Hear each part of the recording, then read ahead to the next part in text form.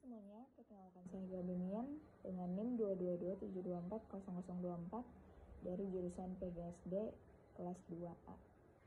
Kalian pernah nggak sih bingung baca ini? Itu namanya not balok. Di sini kita akan sama-sama belajar not balok. Let's go.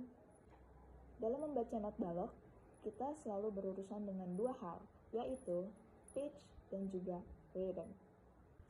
Pitch adalah tinggi atau rendahnya nada, sedangkan rhythm adalah ketukan. Yuk kenalan dulu dengan dua simbol ini. Yang pertama ada treble clef dan yang kedua ada bass clef. Di Indonesia, treble clef sering dikenal sebagai kunci G, sedangkan bass clef sering dikenal sebagai kunci F. Sekarang kita pelajari apa fungsi garis-garis yang ada pada not balok. Yang pertama ada garis ini. Ini merupakan garis para nada, atau bahasa Inggrisnya staff. Sebetulnya dalam garis para nada ini bukan hanya tentang garis-garisnya saja, tapi di antaranya yang merupakan ruang-ruang kosong di antara garis-garis tersebut juga memiliki fungsi. Semakin tinggi nada atau notnya, semakin tinggi juga pitch-nya. Begitupun sebaliknya. Semakin rendah not atau nadanya, semakin rendah pula pitch-nya. Untuk garis para nada dengan kunci G, berikut ini nadanya. Sedangkan untuk spasi yang ada pada garis para nada, yaitu ada F, A, C, E. Nah, selain garis-garis yang ada, kan ada 5 ya. Not balok bisa sampai keluar garis loh. Contohnya nada C. Nada C berada paling bawah dari garis para nada yang berada paling bawah. Dan kita bisa pakai garis bantu atau ledger lines. Garis bantu bisa berada di bawah, bisa juga berada di atas. Yang tadi kita telah membahas tentang garis para nada untuk kunci G. Sekarang kita akan membahas garis para nada dengan bass clef atau kunci F. Konsepnya sama, tetapi notnya berbeda. Kalau kunci bass clef itu merupakan G, B, D, F, dan A. Sedangkan untuk spasinya ada nada A, C, E, dan G. Selanjutnya kita bahas crest dan moll atau sharp and flat. Gunanya simbol itu merupakan untuk menaikkan dan menurunkan setengah dari nada dasar. Contohnya di sini ada nada A. Kalau kita membuat simbol sharp di depannya, akan berubah menjadi A sharp atau A crest. Sedangkan kalau kita tambahkan simbol flat atau moll di depan A, dia akan turun setengah menjadi A moll atau A flat. Sharp and flat ini berlaku dalam satu bar. Artinya kalau ada nada yang berubah menjadi A crest, contohnya dalam satu bar tersebut, maka nada yang sama di satu bar tersebut akan berubah juga menjadi crest.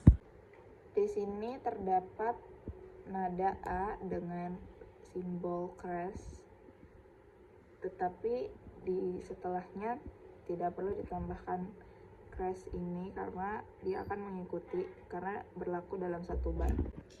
Nada A di bar yang sama ikut menjadi crest, tetapi di bar kedua nada A akan kembali menjadi normal, kecuali kalau ada simbol ini.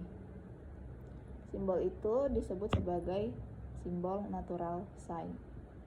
Fungsinya adalah untuk mengembalikan nada ke posisi natural. Misalnya dalam satu bar ini terdapat nada yang sama, tetapi ini crest, tetapi ini tidak mengikuti crest karena ada simbol natural sign.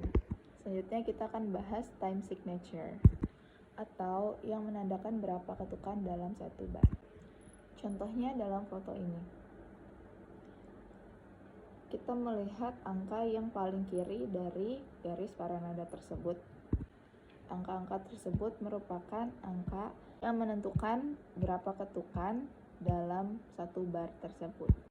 Not penuh bernilai 4 ketukan, jadi dalam satu not itu sudah mewakili 4 ketukan. Untuk membaca not penuh, dibacanya tuwagapat, tuwagapat. Untuk not setengah, not penuh bernilai 2 ketuk, jadi dalam satu not sudah mewakili 2 ketukan. Contohnya, tuwagapat, tuwagapat. Not seperempat, not penuh sudah bernilai 1 ketuk, jadi satu not sudah mewakili 1 ketukan. Contohnya, tuwagapat, tuwagapat. Untuk not 1/8, not penuh bernilai setengah ketuk, jadi kita membunyikannya setengah ketuk lamanya. Jadi bunyinya tuwagapat, tuwagapat. Not penuh bernilai 1/4 ketuk, jadi kita membunyikannya 1/4 ketuk lamanya. Bunyinya tuwagapat, tuwagapat, tuwagapat, tuwagapat. Pada downbeat terdapat dari 1 not 1/8 dan upbeat terdiri dari 2 not 1/16.